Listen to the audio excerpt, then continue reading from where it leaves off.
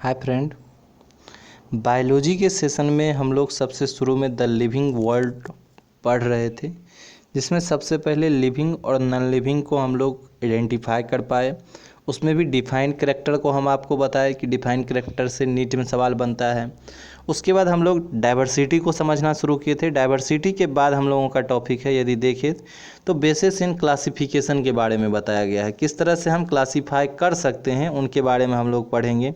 तो simple classification में यदि देखिए तो मीन्स क्या हो जाता है आपका कि ordering of organism into group, कि हम क्या करते हैं एक ग्रुप में जो है सारे को सजा के पढ़ते हैं ऑर्गेनिज्म को, कि मतलब किसका उत्पत्ति कहाँ से हुआ है, उसके बाद वाला क्या है, उसके बाद वाला क्या है। तो इस तरह से जो हम लोग एग्जिस्ट करके पढ़ते हैं उसी को हम लोग क्या बोलेंगे कि ordering of organism into group. तो ये क्लासिफिकेशन के अकॉर्डिंग हम लोग पढ़ेंगे। आगे यदि देखिए तो आपको बताया गया है कि मतलब यदि देखें तो जो साइंस के ब्रांच में हम लोग क्लासिफिकेशन का स्टडी करेंगे, इसके लिए दो फैक्टर पे यहाँ वर्क किया गया है।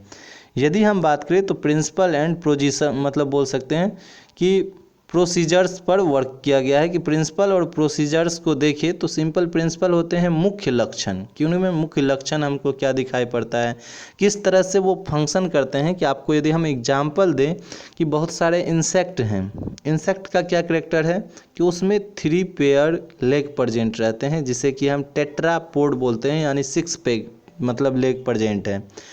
यदि हम बोले कि यहाँ आपको हाउस फ्लाई है, उसके बाद बटरफ्लाई है, कुछ मॉस्कीटो है, कॉकरोच है, स्पाइडर है, तो ऐसे कंडीशन में हम बोलेंगे इसको आप आइडेंटिफाई कीजिए कौन इंसेक्ट हैं। तो आप वो कैरेक्टर को अप्लाई कीजिएगा कि वही कैरेक्टर आपका जो है मतलब एक तरह के प्रोसीजर्स हो जाएंगे जिनसे आप उनको आइडेंटिफाई कर पाइएगा।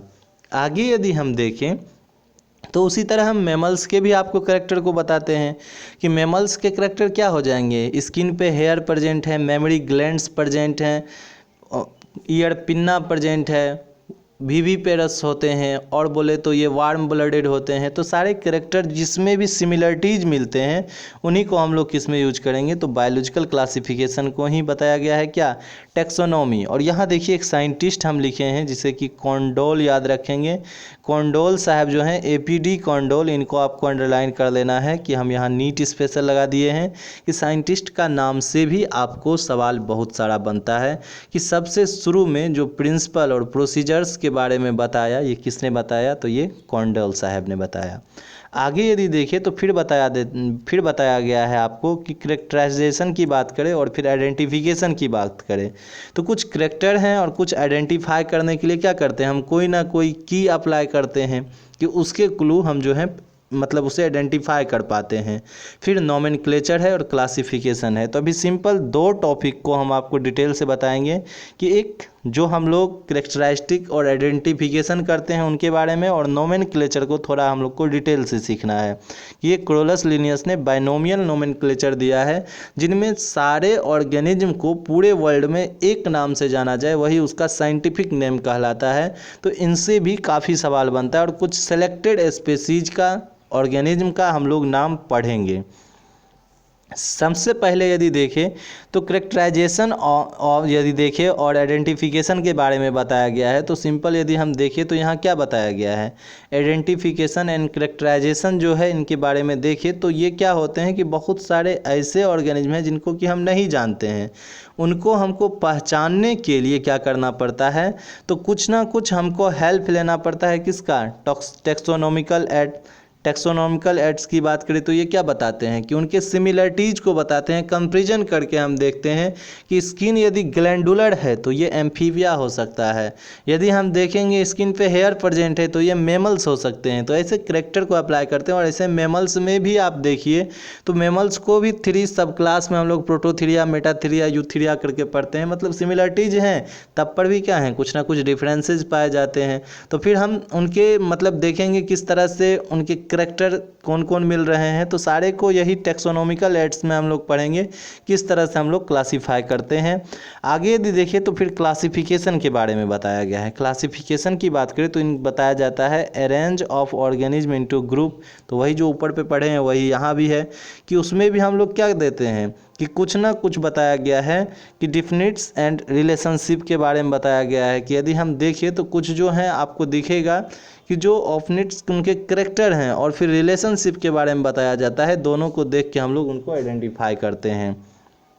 नोमेनक्लेचर की बात करते हैं तो नोमेनक्लेचर को डिटेल से समझना है कि यदि हम समझे तो नोमेनक्लेचर क्या होता है कि ये जो मतलब एक तरह से बोल सकते हैं कि जो मतलब प्रॉपर नेम होते हैं, प्रॉपर नेम को जो है पूरे वर्ल्ड में यदि हम बात करें पूरे यूनिवर्स में एक नाम से ही इंसान को जाना जाए, इसके लिए हम लोग क्या करते हैं, कुछ रूल वगैरह बनाए हैं। रूल के अकॉर्डिंग जब स्टडी करते हैं और ऐसा रूल बनाते हैं जिसे कि हम क्या कर सके कि मतलब उसे रिकॉग्नाइज्ड एंड मतलब बताया गया है कि डिफ्रेंशिएट अदर, मतलब अलग अलग प्लेस पर जाते हैं तो क्या होता है अदर हो जाता है। इसके लिए एक साइंटिफिक नेम में हम पढ़े, इसके लिए हम लोग क्या करेंगे नोमेनक्लेचर को पढ़ेंगे।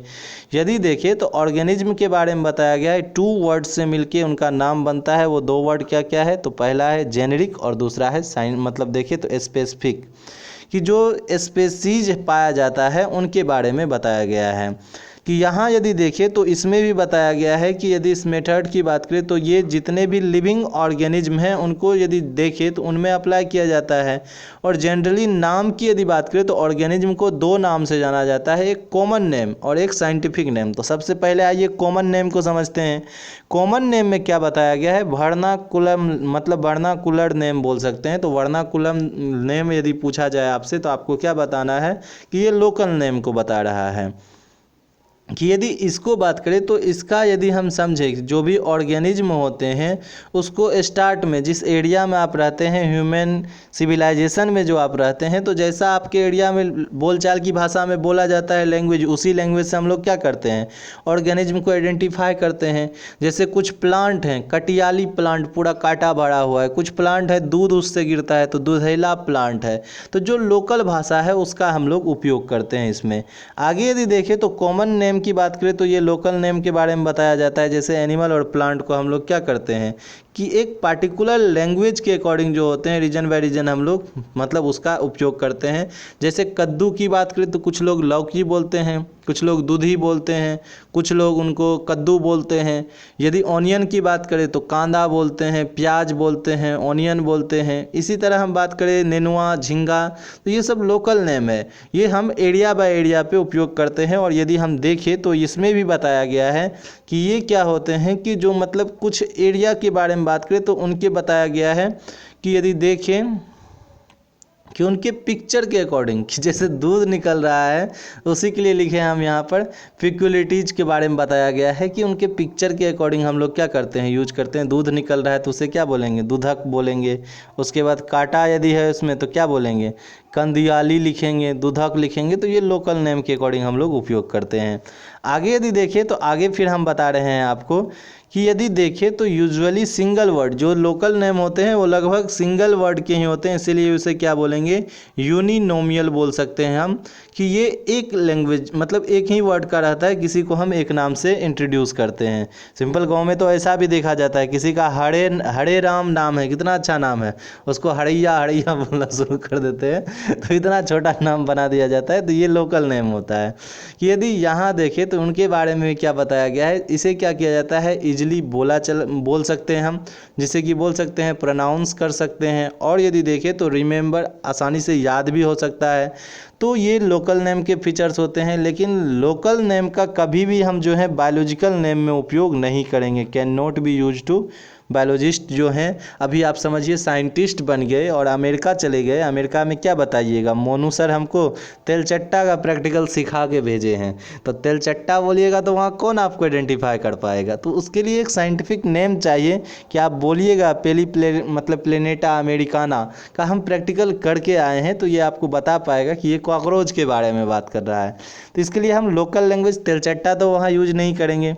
देखिए आज हम आप लोगों से एक सवाल पूछ रहे हैं, आप सिंपल हमको कमेंट में आंसर दीजिएगा कि यदि हम बोले नाजा नाजा, कि हम क्या बोल रहे हैं नाजा नाजा, 2 बार लिखेंगे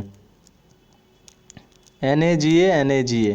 नाजा नाजा किसका साइंटिफिक नेम है, आप हमको कमेंट बॉक्स में आज बताइएगा कि नाजा नाजा किसका साइंटिफिक नेम है। तो सारे लोग जो सब वीडियो को देख रहे हैं सभी से ये सवाल है कि नाजा नाजा आपको बताना है किसका साइंटिफिक नेम है। आइए आगे समझते हैं। तो इनके लिए बताया जाता है, कॉमन नेम की बात करें तो ये क्या होते हैं, रीजन बाय रीजन होते हैं कि अलग अलग लैंग्वेज में हम लोग यूज करते हैं। और यदि हम देखें तो बताया गया है जो भी ऑर्गेनिज्म है उनको सेवरल नाम से जाना जाता है। एक ही मतलब बताए ना, एक ही है ओरिजिन, उनका बहुत सारा नाम है कि उनको हम कद्दू बोल सकते हैं, दूधी बोल सकते हैं, लौकी बोल सकते हैं। तो इतना नाम तो यूज नहीं कर सकते हैं। और उसमें भी देखें तो उसमें भी डिफरेंट डिफरेंट मतलब एरिया के अकॉर्डिंग जो है डिफरेंट डिफरेंट मीनिंग निकलता है कि हम किसी को यहाँ कुछ बोल रहे हैं, दूसरे एरिया में उस चीज़ को कुछ और बोला जाता है। तो सिंपल कॉमन नेम को हमको यूज करना ही नहीं है। A wrong common name can not मतलब बोल सकते हैं कि इसको पढ़ने में हम उपयोग नहीं कर सकते हैं। आगे चले हम लोग साइंटिफिक नेम को समझते हैं कि आपको वर्नाकुलम वर्ड याद रखना है। वर्नाकुलम नेम किसको बोलेंगे, तो कॉमन नेम को बोला जाएगा। अब पूछा जाएगा आपसे साइंटिफिक नेम, साइंटिफिक नेम क्या है इसको आप बताइए। तो साइंटिफिक नेम के लिए हम लोग क्या करते हैं, तो उसमें यदि देखें तो यहाँ बताया गया है कि जो भी ऑर्गेनिज्म होते हैं मस्ट हैव साइंटिफिक नेम। उनके लिए हम एक्सेप्टेड, पूरे वर्ल्ड में उनका नाम क्या होता है, एक्सेप्टेड रहता है उनका जो भी साइंटिफिक नेम हो। जैसे हम बात करें कि आपको इस तरह से पूछ दिया जाए कि आपको एक साइंटिफिक नेम हम लेते हैं कि पैंथरा टाइग्रिस, मैंजीफेरा इंडिका, तो ये सारे नेम पूरे वर्ल्ड में एक्सेप्टेबल हैं और एक ऑर्गेनिज्म का एक ही नाम होगा जो उनका साइंटिफिक नेम होगा। यदि हम देखें तो सच एज यदि बताया गया है कि नेमिंग मस्ट बी, कि यदि देखें अरेंज मतलब ये प्रिंसिपल और फिर उनके कैटेगरी के अकॉर्डिंग एग्जिस्ट किया जाता है। और उसमें भी क्या है, आप यदि देखें तो साइंटिफिक नेम क्या बताया जाता है कि ये एक ऑर्गेनिज्म के लिए मतलब एक ही हम लोग उपयोग करेंगे।